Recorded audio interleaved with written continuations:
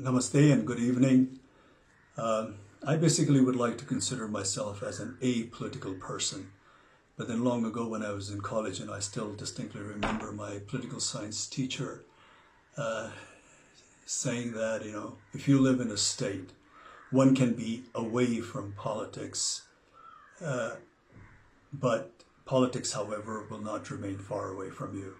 And over the years, my experience have taught me exactly the same. But the present issue that has engulfed Nepal, I somehow say that it is even beyond politics. The border dispute between Nepal and India. On an optimistic note, I would prefer to call it as a misunderstanding on our neighbor's part. It's not even dispute. It's beyond politics because it has affected all of us. It has struck the raw emotional chord of every Nepali like myself, irrespective of our backgrounds, of our ethnicity, political affiliation, or religious belief for that matter. And after this incident, most Nepali feel that their pride has been scarred heavily, and the very foundation of being a citizen of an independent, sovereign nation has been, heavily shaken. And this, of course, as we can see from the development of the current situation, is absolutely unbearable and simply unacceptable. Because, you see, this is a nation shaped by the distinguished gallantry exhibited by our forefathers, with the support of Nepali people of all backgrounds, all ethnicity. And I do not say that, in our history and in the past, that we haven't displayed any weaknesses or compromises, but whatever sacrifices we have made in the past has been for one and only one reason, and that is to preserve and retain our independence and sovereignty. Therefore, the present landmass that we call Nepal has not been shaped without paying a price. Therefore, the territory of Nepal is something that the population of this nation, under no circumstances, are willing to compromise. And it's not a big deal because I'm sure India India not only understands this very clearly, but also highly identifies with this emotion, because India itself has gone through an arduous struggle against the heavy-handedness of its colonial powers. But we do not want to dwell on unnecessary braggadocio. Like we said, we in the past, in history, we've had our weaknesses. We had, our share of shortcomings. There was a phase of ignorance. There was a phase of, absent of political will amongst the political parties of the day, or the display of apathy by our political leaders of that time for some reasons. And, the more than sporadic political and social turmoil over the years that took place in this nation, of course, has not been of any help. And also not to forget, the friendly cooperation that we have extended to our neighbors, taken undue advantage of. But then again, now the time has, of course, evolved, the time has changed, and the population of Nepal, especially the youth, is of course not that of 1816 or 1857 or 1923, or for that matter, not even 1950 or 1962. The way the current scenario that has developed, clearly establishes that the population of this country are not going to accept any form of injustices lying down. Therefore, this time around, it's not even enough to appease the incumbent government alone, because this issue has been so passionately embraced also by the people of Nepal, that unless they think that they have been dealt justly and fairly, I, sadly and regretfully have this intuition that this bone of contention between the two countries is going to persist. And this sort of, a deadlock between two neighboring nations who for such a long time in history have shared common values, common culture, tradition, religious belief to a large extent, is going to affect not only the two nations concerned, but also going to hamper the progress and rob the much needed peace in this region. Therefore,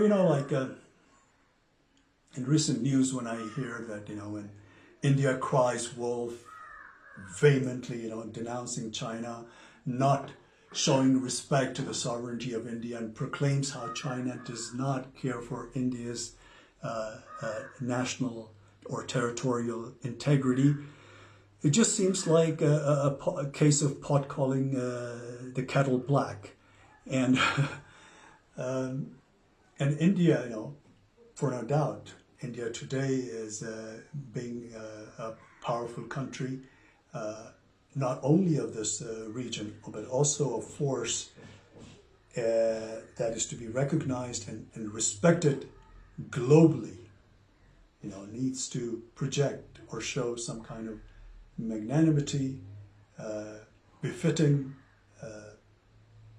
the stature of such a nation, especially when it comes to its friendly neighbors. But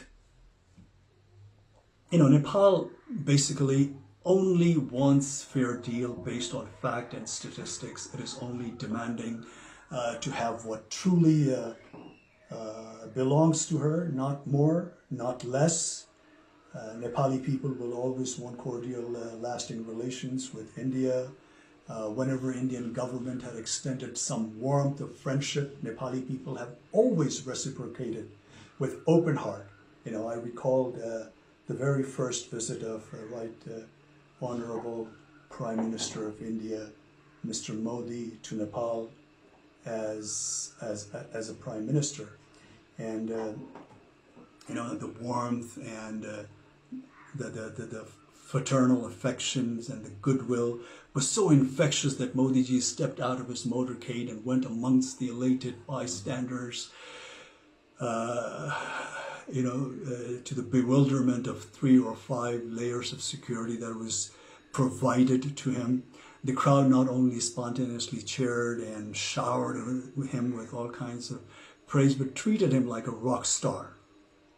And to be honest, to be frank, I have yet to see that kind of reception meted out to our own leaders so spontaneously and voluntarily by the crowd of Nepal. But then again, unfortunately, the exhilaration met with an untimely death when Prime Minister Modi's government imposed trade blockade during the aftermath of 2015 devastating earthquake. This has left a deep wound, at least to this generation of Nepali people. Therefore, time and again, this untimely blockades and with lopsided treaties and agreements and unresolved border disputes and not to mention taking advantage of the weakness of our political leaders, has a repercussion of which, befalls this nation and its people. Therefore, the current step that India has taken vis-a-vis Limpiadhura and Lipu Lake has in some way come as the last straw on the camel's back. It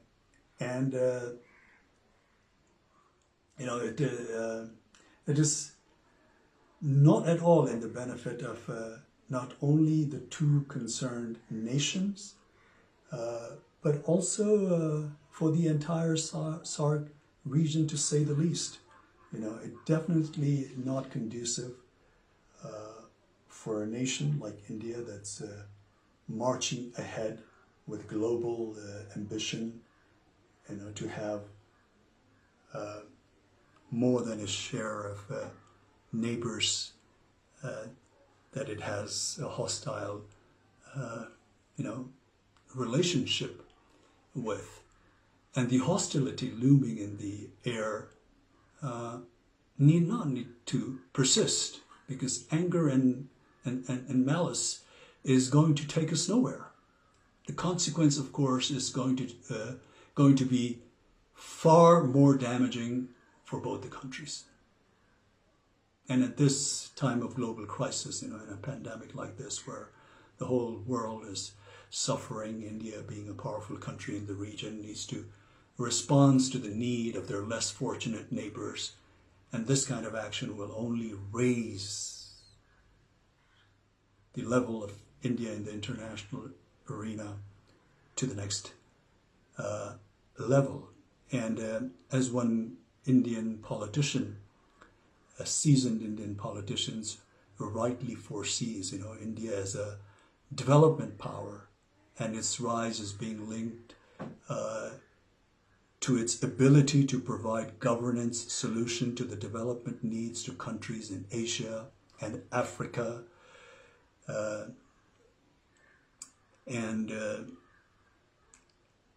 Also, just recently I was fortunate enough to hear the Prime Minister of India, Mr. Modi's address to his nation. I think it was on the occasion of Buddha Jayanti, and he said something like, I would like to roughly quote what he said. He said, we should always work with a sense of service only. When there is compassion, sympathy, then these feelings make us so strong that one can overcome the biggest challenge. So we here in Nepal only wish that Mr. Modi would overcome this challenge, not just with compassion and sympathy. Of course, we need that, but with all fairness and a good dose of empathy. Because we here in Nepal take the border, like I said, misunderstanding on an optimistic note, on the Indian part, with great deal of regret, and ask to return what is justly belongs to Nepal. All the historical evidence clearly points out, proves that Limpiadhura and Lipu Lake region is in all fairness part of Nepal. Therefore, as a country, as a nation, as the people of this country, we are just humbly requesting our friendly neighbor to look into the facts of the history, the statistics, and deal this matter with all fairness and justice, amicably, through cordial diplomatic channels, because this kind of antagonistic atmosphere in this region is not not only not good for both the nations concerned, but for this entire region as well. I'm sure, despite few ups and downs and challenging moments here and there, basically India and Nepal share a relationship that is probably unmatched anywhere else in the world. And this challenge that we're facing at the moment right now, India will deal very fairly and justly and come out with a solution that appeases the Nepali population and makes them feel that they have been dealt justly. Thank you. NewsFilmy, all of us exclusive.